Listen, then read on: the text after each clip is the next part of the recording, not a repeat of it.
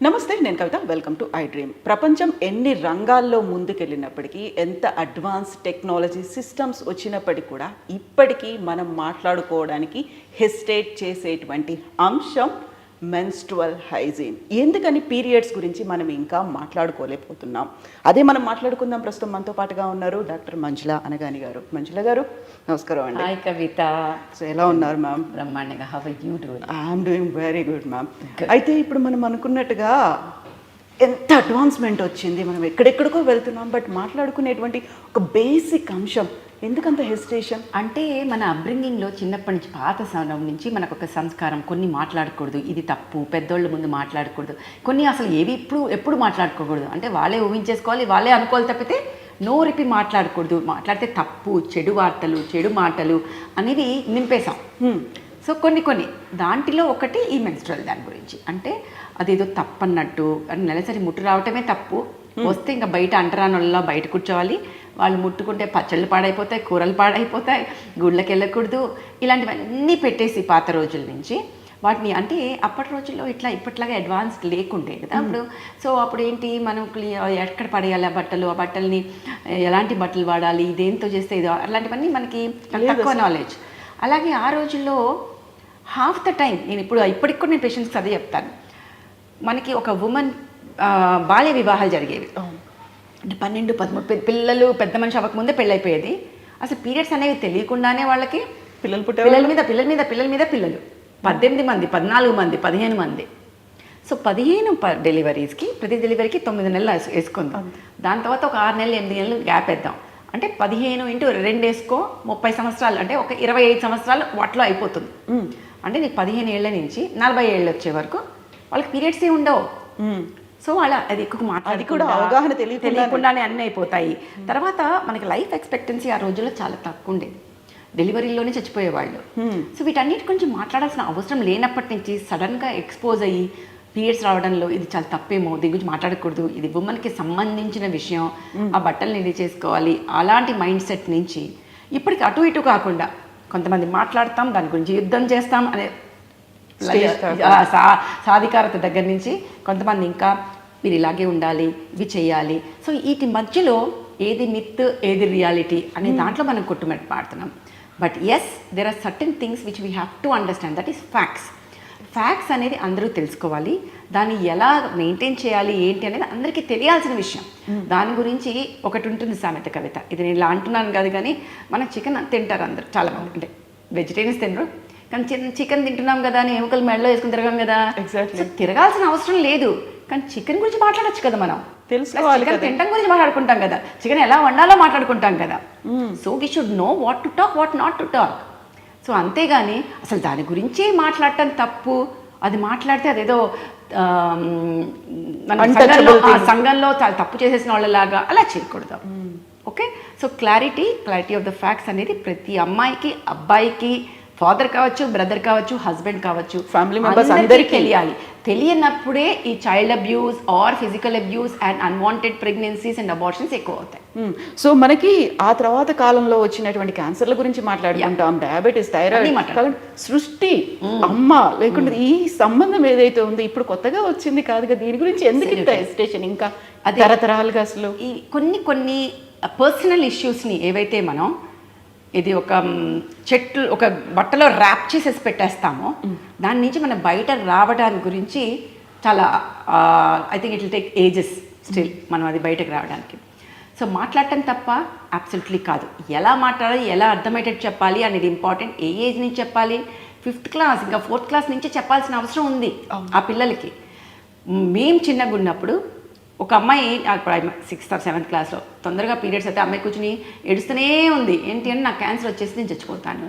ఎందుకంటే అప్పటికే ఎవరికి తెలియదు ఇలా బ్లీడింగ్ అవుతుంది, ఒక్కటే తెలుసు సినిమాల్లో చూసి ఎక్కడి నుంచైనా బ్లీడింగ్ అవుతుంటే అది క్యాన్సర్ కింద లెక్క అని తెలుసు. ఎక్కడి నుంచి వచ్చినా అప్పటి రోజుల్లో బ్లీడింగ్ అవుతుంది అంటే cancer, that's what movie knowledge. అప్పుడు మనకి గూగుల్ లేవు, ఏమీ లేవు, లైబ్రరీస్లో ఇట్లాంటివి మాట్లాడరు, అమ్మలు మాట్లాడరు, పక్కన వాళ్ళు మాట్లాడరు. So that girl was not prepared and she decided she is going to die. So ఆ స్టేజ్ నుంచి ఇప్పుడు at least we are going and talking awareness ఇస్తున్నాం మనం, ఇట్లా ఉంటుంది మెన్స్ట్రల్ సైకిల్, జాగ్రత్తగా ఉండాలి అనేది. సో తెలపాల్సిన బాధ్యత టీచర్లకి, పేరెంట్స్కి ఎంత ఉందో తెలుసుకోవాల్సిన అవసరం కూడా ఉంది వాళ్ళకి, పిల్లలకి ఇప్పటి రోజు చాలా ఇంపార్టెంట్. సో ఇట్లాంటి టైంలోనే అసలు పీరియడ్ వస్తుంది ఎవ్రీ మంత్, రాకపోతే కూడా ఒక ప్రాబ్లం, హెవీ అవుతే ప్రాబ్లం, అన్ని రకాల ప్రాబ్లమ్స్ అన్ని రిలేట్ అయి ఉన్నప్పుడు మెన్స్ట్రువల్ హైజీన్ గురించి అసలు ఆలోచించే పరిస్థితి కూడా లేదు కదా. అంటే ఎవరికి వాళ్ళు దొంగతనంగా ఇది ఎట్లా అయిపోయిందంటే పోర్ను చూడటం ఎట్లా చేస్తామో అది దీని గురించి మాట్లాడడం కూడా అదే తప్పన్నట్టుగా మాట్లాడుతున్నాం. ఆ లెవెల్లో ఉండకూడదు మనం. Okay, we should be knowing about physical aspects. ఇది నామ్, ఎవ్రీ మంత్ మెన్స్ట్రల్ సైకిల్ నామ్. ఎందుకంటే ఒక గర్భాశయం లోపల పొర ఏదైతే ఉందో నెల మధ్యలో అండం విడుదలయ్యే టైంకి ఒక తిక్కుగా అయ్యి అండం విడుదల అయ్యి అది ప్రెగ్నెన్సీ అవ్వలేదు అంటే ఈ పొర కిందకి షెడ్ అవుతుంది. మళ్ళీ కొత్తగా అంటే పాము తన చర్మాన్ని కుబుసాన్ని ఎలా వదులుతుందో అలాగే గర్భాశయం లోపల పొర ప్రతి నెల షెడ్ అయ్యి కొత్తగా ఫ్రెష్గా రెడీ అవుతుంది, అంటే నెక్స్ట్ బేబీ కోసం. ఇది అర్థం చేయాలి. So bleeding is nothing but not blood. ఈ చెడు రక్తం అనేదాన్ని మనం తీసేసేయాలి. ఈ first thing it is not blood. What is bleeding is the shedding of endometrium. ఆ పొర పాత బట్టను మనం తీసి కొత్త బట్ట వేసినట్టుగా నెక్స్ట్ మంత్ కొత్త బట్ట వేసుకోవడానికి రెడీ అవుతుంటుంది.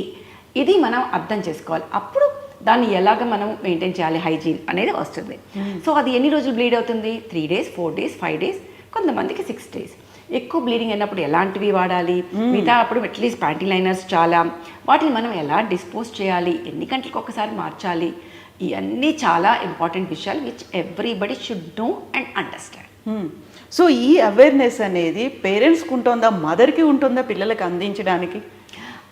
అసలు మదర్కి మేబీ ఓవర్ ఇయర్స్ తెలిసినా చెప్పాలి అంటే కూడా how can I tell my daughter, ఆ స్టేజ్ నుంచి ఇప్పుడు తప్పనిసరిగా చెప్పాలి. మనకి ఎప్పుడూ చెప్తాం తల్లి, తండ్రి, గురువు అని, ఈ ముగ్గురే కదా చెప్పాలి ఫస్ట్లో. అంతేగాని పక్క నుంచి మన ఏజ్ పిల్లలు పక్కన నుండి వాళ్ళకి అంతే నాలెడ్జ్ ఉండి వాళ్ళ గురించి కాదు మనం తెలుసుకోవాల్సింది. ఇప్పుడు లక్కీగా గూగుల్ ఉంది, గూగుల్కి వెళ్ళిపోయి చూసేస్తున్నారు పిల్లలు. బట్ గూగుల్లో కూడా అన్నీ మనకు కావాల్సినవి ఉంటాయి కదా, అది మనం ఎలా కావాలంటే అలాంటి రిపోర్ట్స్ ఉంటాయి దాంట్లో. ఎగ్జాక్ట్లీ ఉల్టా అంటే ఉల్టా కూడా ఉంటాయి దాంట్లో. So but simple patient knowledge చదువుకోవాలి గూగుల్లో, ఏది నామ్ అనేది తెలుసుకోవాలి. మనకి స్వతహాగా మనిషికి ఎట్లా అంటే మనం ఏదైతే ప్రొహిబిట్ చేస్తామో అది తెలుసుకోవాలని ఇచ్చింగ్ ఉంటుంది, బాగా ఉత్సుకత ఉంటుంది. సో దాన్ని మనం వెళ్ళకూడదు అంటే కనుక అన్ని ఇట్లా చెప్తే క్లారిటీతో, ఇది చెప్తే మంచి క్లారిటీగా అర్థం చెప్తే నార్మల్ కాబట్టి ఇది నార్మల్ని మనం విడమర్చి చెప్తే దాని మీద unnecessary wrong information, wrong to information కూడా ఉండదు. సో చాలా అవగాహన ఇంకా ఇప్పటికే చాలా పెరిగింది, I should accept that. But ఇంకా అవగాహన పెరగాలి. మనం మాట్లాడటం అనేది నామ్ అనేది తెలియాలి. ఫ్రంట్ రూమ్ కన్వర్జేషన్ అవ్వాలి. నాకు రేపు సైకిల్ ఉంది, రేపు ఎల్లుండి నుంచి నాకు పీరియడ్స్ రావచ్చు, సో ఆ టైంలో మన ట్రిప్స్ ఏమైనా ఉంటాయి అంటే ఫ్యామిలీలో అందరూ కలిసి ట్రిప్స్ వేసేటప్పుడు లోపలే అనుకోకుండా ఆ టైంలో my menstrual cycle, so will avoid that or whatever. ఇంత ఈజీగా మనం మాట్లాడుకోగలగాలి అందరితో, ఫ్యామిలీ మెంబర్స్తో. ఆ స్టేజ్కి మనం ఫ్రంట్ రూమ్ కాన్వర్జేషన్ స్టేజ్కి రావాల్సిన అవసరం ఎంతైనా ఉంది. ఎగ్జాక్ట్లీ ఆ టైంలో వచ్చేటువంటి మూడ్ స్వింగ్స్ ఉంటాయి, లేకుంటే ఫ్లక్చువేషన్స్ అనేది కనిపిస్తుంది, పెయిన్ ఉంటుంది, ఆ తర్వాత బాడీలో వచ్చేటువంటి చేంజెస్, సైకలాజికల్గా కూడా చేంజెస్ వస్తాయి. అవన్నిటిని యాక్సెప్ట్ చేస్తూ ఎస్ నాకు ఉంది ఈ ప్రాబ్లం, మీరు అర్థం చేసుకోండి అని చెప్పగలిగేటువంటి అట్మాస్ఫియర్ అనేది ఎలా బిల్ట్ అవుతుందంటారు? I think first thing is అసలు ఇట్లా మెన్స్ట్రువల్ సైకిల్ ఉంటే దానికి ముందు ఇట్లా మూడ్ స్వింగ్స్ అవన్నీ వస్తాయి అనే అవగాహన మిగతా వాళ్ళకి తెలియాలి. లేకపోతే అదే మాట ఆ టైంలో అంటే వేరేగా తీసుకుంటారు. ఇప్పుడు మనం ఉన్న పరిసరాల్ని బట్టి, ఆ సర్కమ్స్టాన్సెస్ బట్టి మన రియాక్షన్ ఉంటుంది. ఓకే, సో ఆ టైంలో నువ్వు మామూలుగా మనం అందరం ఫ్రెండ్లీగా ఉన్నప్పుడు నోరు మూసుకో అని ఎవరైనా అంటే మనకేమనిపించదు. అదే మనకు ప్రీ మెన్స్ట్రువల్గా మనము ఇరిటబుల్ మూడ్లో ఉన్నప్పుడు ఎవరైనా అదే సెంటెన్స్ సేమ్ టైంలో అంటే కూడా you will react in a different way. అవును. సో పిల్లలు వచ్చి అమ్మాని వచ్చి వెంట మీద పడితే కూడా ప్రీ మెన్స్ట్రువల్లీ విసుక్కునే స్టేజ్లో ఉంటారు. విసుక్కుంటే అది ప్రీ మెన్స్ట్రువల్ వల్ల విసుక్కుంటుంది అనే అవగాహన కూడా అదర్ పర్సన్కి ఉండాలి. How can she even say that? అట్లా నా మీద అరవటం ఏంటి హస్బెండ్ అని అనుకోండి, my wife shouted at me అని నెగిటివ్గా తీసుకోకూడదు. తను అలా బిహేవ్ చేయడానికి కారణం ఈ హార్మోనల్ ఇష్యూ అనేది తెలియాలి. అండ్ దానికి ట్రీట్మెంట్ ఉంటుంది, అది మేము ఎలాగో చెప్తాము. సో ఇవన్నీ తెలియాలి అంటే అసలు దీని గురించి అవగాహన గర్ల్స్కే కాదు మెన్కి కూడా ఉండాలి, ఇంట్లో ఫ్యామిలీ మెంబర్స్ అందరికీ ఉండాలి. So I think that is where we should go. there is definitely urban and rural divide now, and lot of awareness in the urban schools and everything. Hygiene work కూడా rural స్కూల్స్లో కూడా ఉంది awareness. ఇప్పుడు స్కూల్స్లో మనం sanitary napkins పెట్టడము ఇట్లా, ఎందుకంటే ఇంతకుముందు రోజుల్లో స్కూల్ డ్రాప్ అవుట్స్ ఎక్కువ ఉండేది బికాస్ ఆఫ్ నాట్ హ్యావింగ్. అది కొంచెం తగ్గింది because of incinerators government and వచ్చేయటం వల్ల. కానీ ఇంకా కూడా ప్రీమెన్స్ట్రల్ సిండ్రోమ్ గురించి ఇలాంటి వాటి గురించి ఇంకా అవగాహన రూరల్ ఏరియాలో కూడా లేదు. సో మీ అబ్జర్వేషన్లో, మీ ఎక్స్పీరియన్స్లో మెన్స్ట్రువల్ హైజీన్కి సంబంధించి మోస్ట్ ఆఫ్ ద కంప్లైంట్స్ ఏం కనిపిస్తున్నాయి అసలు? See, first thing is rashes is the most common complaint which we see. Okay. First, second thing they'll ask is చాలా ఎక్కువ బ్లీడింగ్ అవుతున్నప్పుడు ఇవి సరిపోతాయా, ఏ ప్యాడ్స్ వాడాలి అనేది ఒక క్వశ్చన్ అడుగుతూ ఉంటారు. సెకండ్ ఇది ఎక్కువ ఉండేది ర్యాషెస్. సో మనం అర్థం చేసుకోవాల్సింది ఏంటి అంటే, we need to breathe. The tissues there also should breathe. You cannot keep on stuffing and suffocating the area. Sweat ఎక్కువ రాకూడదు, సింథటిక్ మెటీరియల్ ఎక్కువ వాడకూడదు, అప్పుడే మనకి ఆ ర్యాషెస్ వస్తాయి. సో ఎవ్రీ 6 to 8 hours మనం మార్చుకోవాలి. అండ్ అక్కడ we should not allow the blood to get accumulated there so that infection comes. ఎప్పుడైతే మనము ఇది మన మీడియం అంటాం, కల్చర్ మీడియం అంటాం. కల్చర్ మీడియం అంటే ఏదైతే ఒక ఏరియాలో ఎక్కువ ఇన్ఫెక్షన్ పెరుగుతుందో దాన్ని కల్చర్ మీడియం. ఇప్పుడు కొన్ని ఉంటాయి, మన పానకం అక్కడ కనిపిస్తే ఈగల దోమలు ఎక్కువ కనిపిస్తాయి. అదే నీళ్ళు ఉంటే ఎందుకు రావు కదా? So when blood is there will be more of infections which will be accumulated. So అవి వచ్చినప్పుడు మళ్ళీ అక్కడ ర్యాష్ రావచ్చు. ప్లస్ అక్కడ హెయిర్ మనం సరిగ్గా ట్రిమ్ కానీ అవి చేసుకోకపోతే అగైన్ ఆ blood gets entangled in the pubic hair. So that can again lead to lot of infections. So regular washing, అంతేగాని లోపల కంటే వెజనా నుంచి హీల్ చేయకూడదు. That should not be done because vagina is self healing, self cleaning organism ఇది. So దాన్ని clean చేస్తే ఏమవుతుంది, లోపల pH ఆల్టర్ అయ్యి మళ్ళీ ఇన్ఫెక్షన్స్ వస్తాయి. So only outside with simple water or pH balancer you should be washing. Every 6 to 8 hours sanitary napkin మార్చుకోవాలి. Best breathing thing without rash would be మన menstrual cup. మళ్ళీ menstrual cup అనగానే మా అమ్మాయికి పెళ్లి కాని అమ్మాయికి మెన్స్ట్రువల్ కప్ ఏమీ అవ్వదు. Size 3 different sizes are available. And మన హైమన్ అనేది బ్రేక్ అవ్వదు. Hymen is a elastic tissue, it really takes a care like this అనమాట. సో మెన్స్ట్రువల్ కప్ పెడితే మనకి హైమన్ ఏం బ్రేక్ అవ్వడం లాంటివి జరగవు. బట్ మనందరికీ ఇప్పుడు మనం ఒట్టి బయట మాట్లాడే మెన్స్ట్రువల్ హైజీన్కే ఇంత ఆలోచిస్తాం. వెజైనాలో ఏమైనా పెట్టుకోవాలి అంటే అది మెంటల్ బ్లాకే. So what we need to understand is, మనం normal sexual life happens through vagina and baby comes out to vagina. So why are we having mind block to put something inside the vagina? Yeah, you're getting my point. Everything happens through vagina only. So let us talk about it or accept. You don't want to talk, don't talk. But accept that menstrual cup in that 5 days is not going to create infections, and it is the most inert material. దానివల్ల side effects ఉండవు, allergies ఉండవు, ఏమీ ఉండవు. And it is cost effective way of maintaining that. So this are very very important to understand.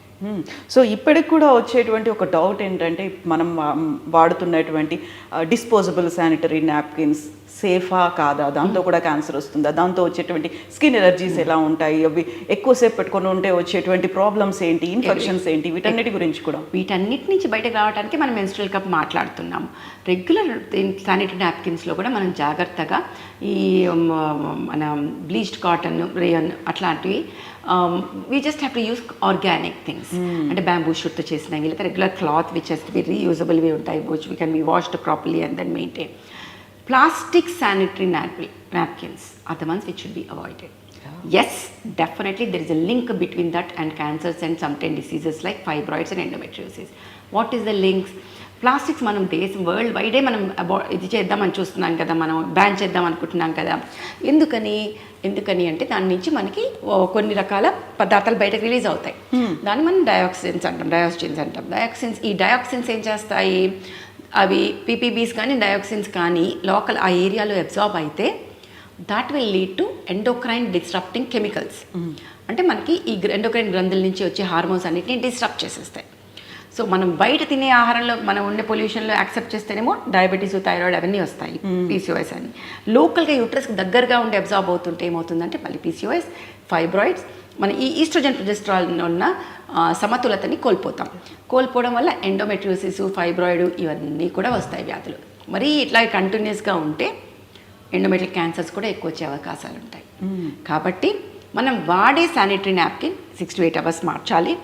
అది ఎలాంటిది, దేంతో తయారు చేశారు, ఆర్గానికా కాదా, మెటీరియల్ ఇంపార్టెంట్, ప్లాస్టిక్స్ లేకుండా చూసుకోవాలి. Preferably menstrual cup. Then whatever we are using should be disposed properly. అంటే నేను ఇందాకే చెప్పా, బెల్లం చుట్టూ ఈగల్లాగా మనం అలా పడేస్తే దాని చుట్టూ మళ్ళీ ఇన్ఫెక్షన్ వస్తుంది. ఆ ఈగ దాని మీద కూర్చుని మళ్ళీ వెళ్ళి మనం తినే ఆహారం మీద కూర్చుంటే ఏమవుతుంది, ఇన్ఫెక్షన్ వస్తుంది. కాబట్టి that has to be covered with newspaper and then disposed properly in the incinerator. But ఇవన్నీ మెన్స్ట్రువల్ హైజీనే. ఎక్కడ పడితే అక్కడ శానిటరీ నాప్కిన్ పడేయటము అలా చేయకూడదు. So it should be disposed as a medical waste. కానీ అది ఎందుకంటే బయాలజికల్ టిష్యూ ఇస్ దేర్ కదా దాంట్లో. It's not just blood, it is endometrial tissue which is there. So ఇవన్నీ మనం మెయింటైన్ చేయాల్సిన అవసరం ఎంతైనా ఉంది. సో ఇప్పుడు మనం మూడ్ స్వింగ్స్తో పాటుగా విపరీతంగా వచ్చేటువంటి కడుపు నొప్పి అనేది కూడా ఉంటుంది. ఆ టైంలో అన్బేరబుల్గా ఉంటుంది అంటారు. ఆఫీస్ కూడా వెళ్ళలేని పరిస్థితుల్లో, స్కూల్ మానేసేటువంటి పరిస్థితులు ఉంటాయి. వాళ్ళు తీసుకునేటువంటి టాబ్లెట్స్ ఆ టైంలో కూడా, సో డాక్టర్ అడ్వైస్ తీసుకోవాలా లేకుంటే వాళ్ళంతటి వాళ్ళు తీసుకోవచ్చు అనేది కూడా ఉంటుంది కదా. సో ఈ పెయిన్ని మనం డిస్మెనోరియా అంటాం. పీరియడ్స్లో వచ్చే పెయిన్ ఇవి రకరకాలు ఉంటాయి. సో అన్నీ అట్లా ఇష్టం వచ్చిందంటే అది వచ్చిందా వేసేసుకోండి అని కాదు. So there is something called spasmodic dysmenorrhea. Spasmodic dysmenorrhea అనేది ఒక physiological dysmenorrhea in a way that, ఇప్పుడు ఒక బెలూన్లో నీళ్లు కట్టేసి కింద మూత కట్టేసి మనం ప్రెస్ చేస్తూ ఈ వాటర్ వెళ్ళాలనుకుంటే, ఇప్పుడు యూట్రస్ లోపల బ్లడ్ ఉంది, ఈ గర్భాశయ ముఖద్వారం సర్విక్స్ అయితే ఉందో టైట్గా ఉందనుకోమా, యూట్రస్ ఈజ్ కంట్రాక్టింగ్, బ్లడ్ బయటకు వెళ్ళాలి. కానీ ఇది టైట్గా ఉండటం వల్ల వెళ్ళటం లేదనుకో, లోపల ప్రెషర్ ఎక్కువై పెయిన్ వచ్చేస్తుంది. ఎప్పటి వరకు వస్తుంది, ఈ కంట్రాక్షన్ వల్ల ఇది ఓపెన్ అయ్యి బ్లడ్ వెళ్ళటం వరకు. అర్థమవుతుందా? దీన్ని స్పాస్మాడిక్ డిస్మెనోరియా అంటాం.